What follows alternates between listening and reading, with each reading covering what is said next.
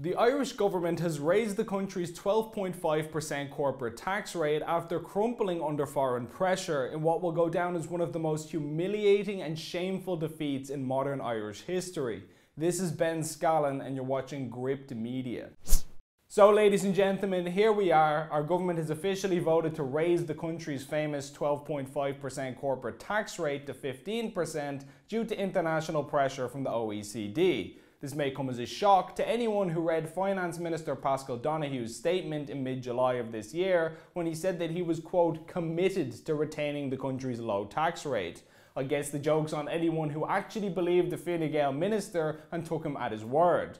So what does all this mean in practice? Well, about a week before the government signed up to the agreement, a consultative group of accountancy bodies released a submission with their analysis of what would happen if the tax rate was raised. Ireland faces jobs exodus over global minimum tax. Accountancy bodies warn of, quote, substantial economic damage. More than 100,000 high-value foreign direct investment jobs are at risk if Ireland loses control of its 12.5% corporate tax rate, according to the representative group for the main accountancy bodies in Ireland. If an employer threatens to pull 100 jobs out of Ireland, the Irish public expects the government to do all in its power to fight to retain those jobs in Ireland, the submission said. On this occasion, 100,000 established high-value jobs are at risk, along with future job creation opportunities. The document warns that Ireland is on the verge of losing its tax sovereignty and will be at the mercy of the political objectives of larger countries such as Germany, France and the US. So why would the government let big countries like Germany, France and the US control our tax rates? What exactly is the motivation here? Well, over the years, Ireland has been dubbed a tax haven by many of these countries, and in short, this makes the Irish government wet themselves. As Leo Varadkar said a few weeks ago, speaking at Dublin Castle today, Mr. Varadkar said that Ireland would prefer to be in the tent with a global OECD tax deal, which would see the corporation tax of at least 15%. I think we'd certainly prefer to be part of any international agreement. Ireland is not a tax haven, nor do we wish to be seen as a tax haven, said Mr. Varadkar. Now, what is a tax haven and why are the government so scared of that label? It must be some really terrible charge involving corruption or something, right? Well, if you consult Oxford English Dictionary, a tax haven is defined as a place where taxes are low and where people choose to live or officially register their companies because taxes are higher in their own countries. Yes, you heard that correctly. A tax haven literally just means a place with low taxes that is attractive to business. Other countries said, hey Ireland, you lot have low taxes to attract foreign business, and our government had a hyperventilating defensive panic attack and said, no we're not, we'll even raise taxes to prove it. Please say you still like us. It's nothing short of pathetic and embarrassing. Lest to be forgotten that these countries are our economic rivals in many ways. It's in their interest to see Ireland weaken its main economic advantage in the interest of solidarity, to quote Stephen Donnelly. Solidarity, both political solidarity and social solidarity. So it's critical that we have solidarity. That is solidarity. That's solidarity. That's what solidarity means. What solidarity means is, that's not what solidarity is. That's what solidarity means. He can keep his lectures on solidarity to himself.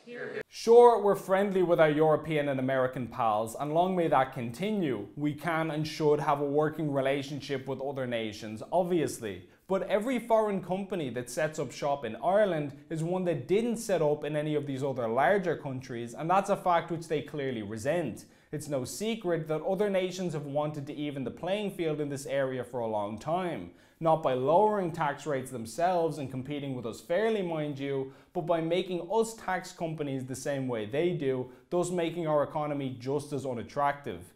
You can be friendly with other countries, but when it comes to business and economics, you're competing at the end of the day. Does Coke worry that a new business strategy of theirs might annoy Pepsi? The fact that our low tax rates gave us an advantage is exactly why these other countries don't like it. If we had real leaders in charge of this island, we would have said, sorry lads, we're not committing economic suicide because you can't bring yourselves to implement similar pro-business policies in your own countries. If you don't like it, tough. But of course, they'd never do that. Our elected officials are the eternal good boys of geopolitics. They're willing to sell the entire nation down the Swanee for a pat on the head from some continental European bureaucrat, typically one who's just as useless as they are. Now, all that foreign world leaders need to say is, here Ireland, that policy is a bit of a bad look for you, and it'll be overturned in an afternoon like that by the cap-tipping, arse-kissing, tax-ripping, whipping boys who claim to represent us. It's safe to say that the last shred of Irish sovereignty has officially been sold down the river, though not that a backward-looking idea like sovereignty matters to them, of course. Let there be no doubt about where Ireland stands. We want nothing to do with a backward-looking idea of sovereignty. We remain absolutely committed to the ideals of the European Union.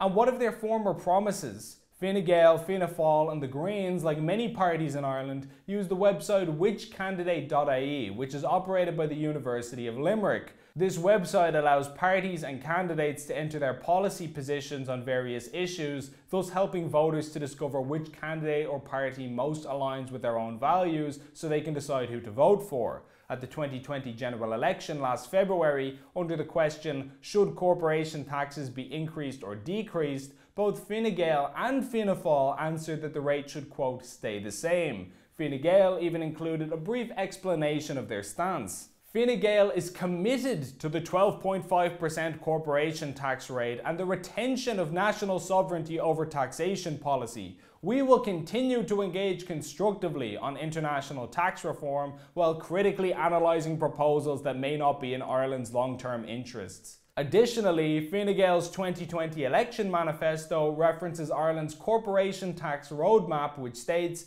"The cornerstone of this policy is the long-term and continuing commitment to the 12.5% corporation tax rate." While Fianna Fáil did not include a blurb for their which candidate answer, their 2020 election manifesto clearly states, "Retain and protect our 12.5% corporation tax rate. The stability, certainty and competitiveness of our corporate tax rate is the cornerstone of our foreign direct investment strategy. Fianna Fáil is fully committed to defending it. We will maintain our 12.5% corporation tax rate." Though the Green Party answered the which candidate quiz by saying that they think corporation taxes should be increased, they clarified that they were only talking about closing tax loopholes, adding, "If multinationals paid 12.5% tax in Ireland, we would be more than happy." Moreover, the Greens' election manifesto said, "We would make corporate tax sustainable at the 12.5% rate by supporting the OECD process for global corporate tax reform, which aims to stop unfair tax avoidance practices."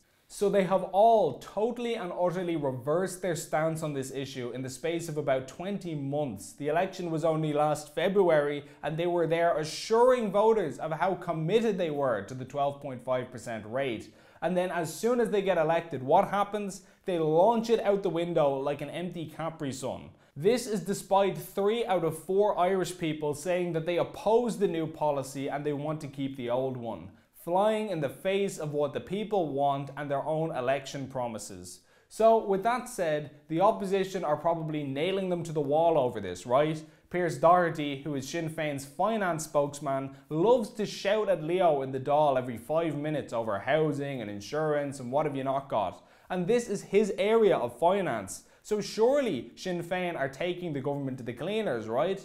Well, let's check in with them. Opposition parties have supported the decision to sign up to the OECD tax deal. Sinn Féin said it accepted the merits of the process and that Ireland could not be an outlier or labelled a tax haven.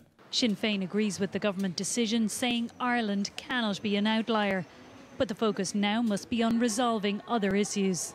Ireland will still be attractive and competitive for investment, we believe. Sinn Féin, like the government, told voters at the last election that they would retain the 12.5% tax rate. And so did Labour, as it happens. And yet what did they say today? Labour supports the change but says the government should have moved earlier. However, it is calling for detailed analysis of the financial cost. Labour supports the change but believes the government should have moved earlier. In other words, they didn't go back on their word fast enough. If Labour had been in charge, we would have sold out twice as fast. Pick up the pace with your sneaky backhanded policies is what they say. Note also that last bit. They support the policy, then mention as an afterthought that a cost analysis should be done. That's the mark of a true genius right there. First you commit to something and then afterwards you see how much it's going to cost you. Now that's what I call smart. Regardless, we are reminded once again that the so-called opposition's only contribution to our national conversation is to say, we want the government's policy ×2. The government wants insane climate policies that are running the power grid into the ground. Sinn Féin and the opposition go, hold on now, you're not implementing enough climate policies. The government puts the country into COVID lockdown. Sinn Féin and the opposition go, you need to lock down the borders too and put in even more restrictions. The government raises the corporation tax rate. Sinn Féin and the opposition go, you should have done it even faster. If you hate the direction that this country is going and you think that things are getting worse and worse and worse, then electing parties like Sinn Féin and Labour and PBP just means getting the current policies multiplied by 2 or 3 at a faster rate. The current government is a bike ride into a flaming volcanic pit and Sinn Féin is a rocket ship going the same way. Make sure to remember all of this the next time you enter the polling station. Please like and share this video, and if you enjoyed it, please consider signing up for a monthly donation via the link on screen to help us produce more content like this. Alternative media like Gript needs all the assistance it can get, and every donation goes a long way. As always, thanks for watching.